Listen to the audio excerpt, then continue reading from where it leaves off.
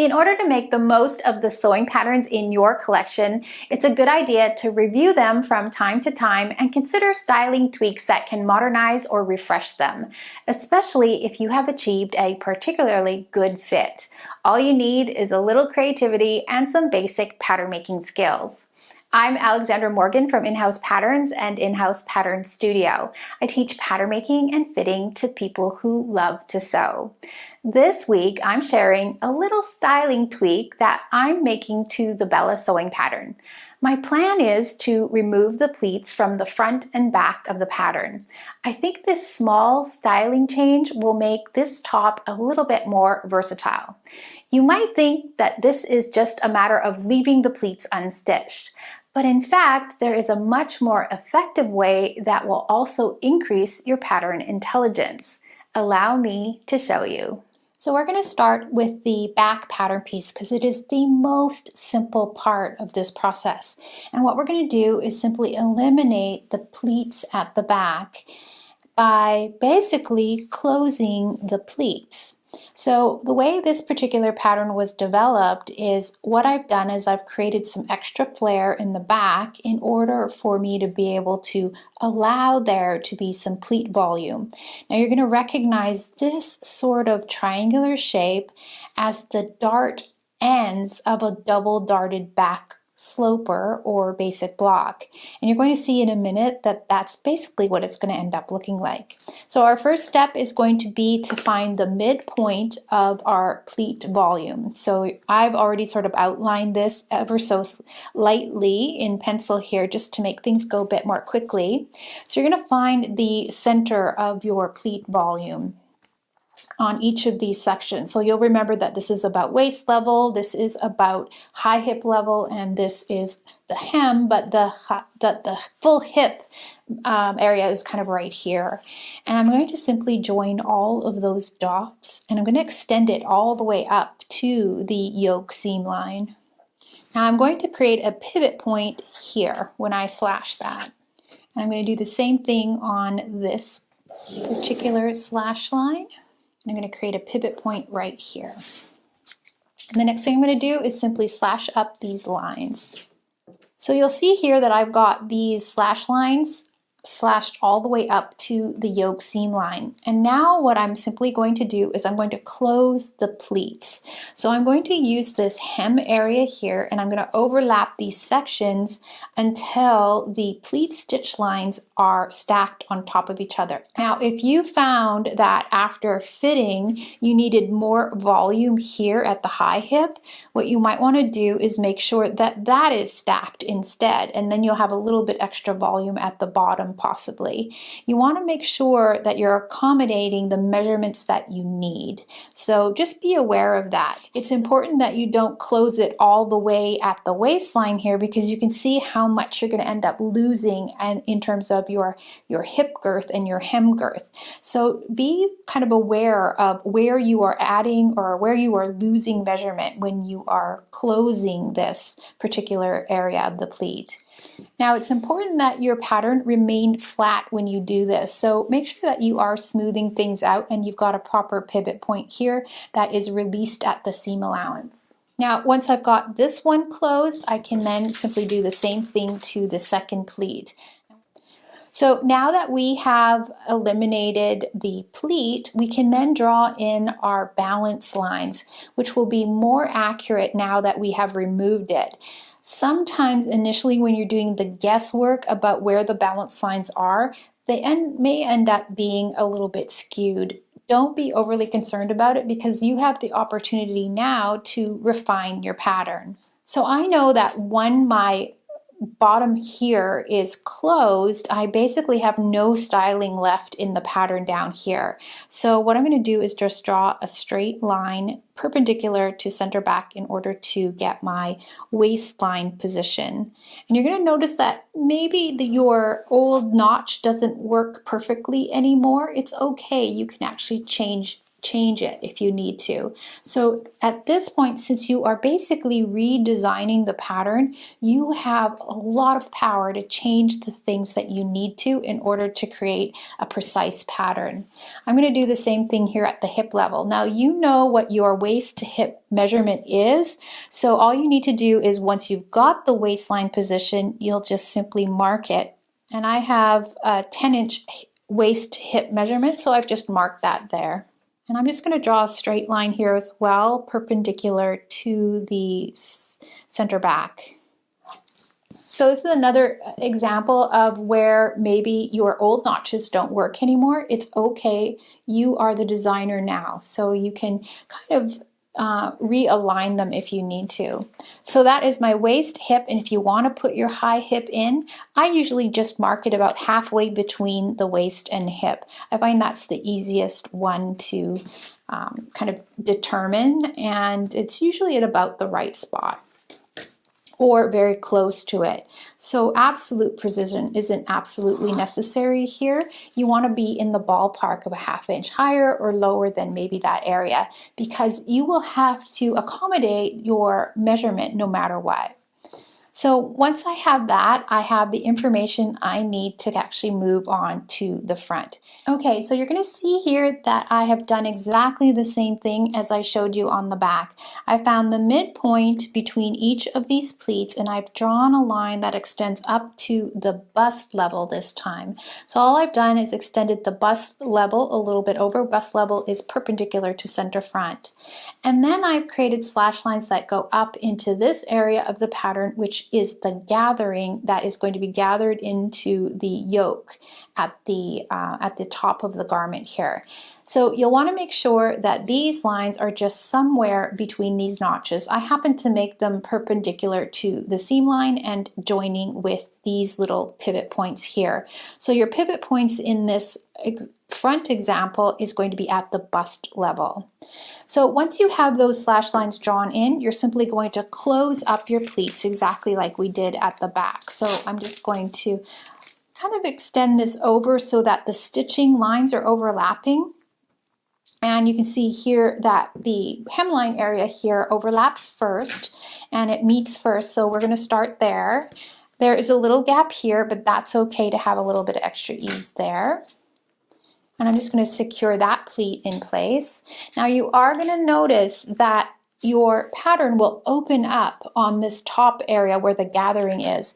And this is what you want to see, because the volume that you're removing from the hem here is actually dart volume that I transferred from the bust dart. So what's happening up here is exactly what needs to happen. And I'm just going to overlap this pleat as well. And again, it seems to be the hemline that's meeting first, so I'm going to leave that there. And you'll see this other section opened up as well. So this is a really good idea of how much extra gathering that you are going to be adding.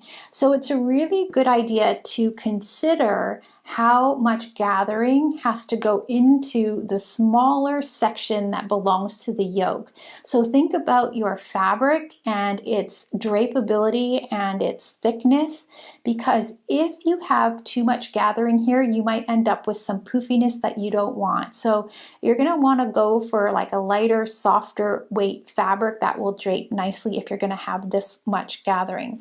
Now, if you've done a cup size adjustment like I have, it may be that this may create more gathering than you like. So in that case, you can actually take some of this gathering away and create some gape in the front armhole. It will just give you some ease in the front armhole, which is totally acceptable for this type of style, which is basically just a dropped shoulder sort of style.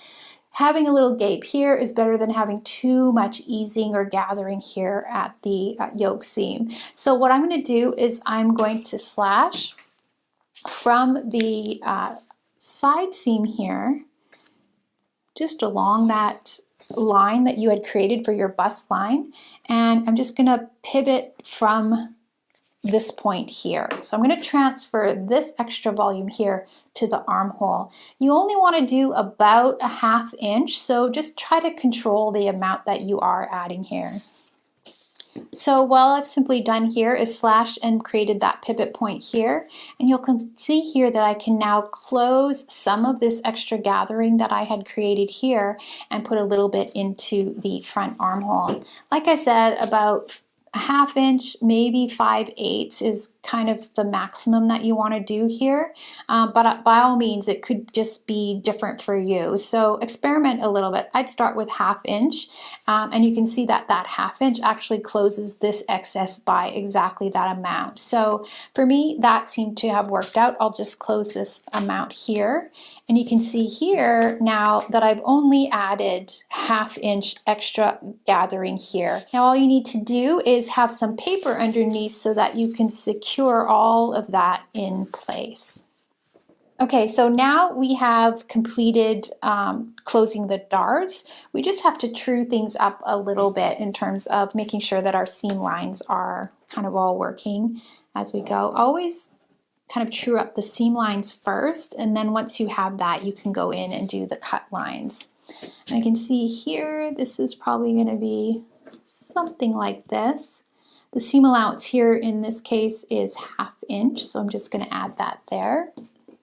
So I've just added a little bit extra there. Now what we want to do now, because we do want to find the balance lines on the front of the pattern, so what we're going to do is simply bring in our back so that we can find those. Okay, so I want to put those lines on the front, and basically I want to transfer them from the back pattern piece. So what I'm going to do is just flip my front over, because then I can walk my side seam to figure out where those balance lines are located based on the back. I can see that my hip line is actually here, and my waistline is here. So that's at the side seam. I'm following what I found at the back. Now once I have that at the side seam, I can then transfer it to the rest of the front pattern.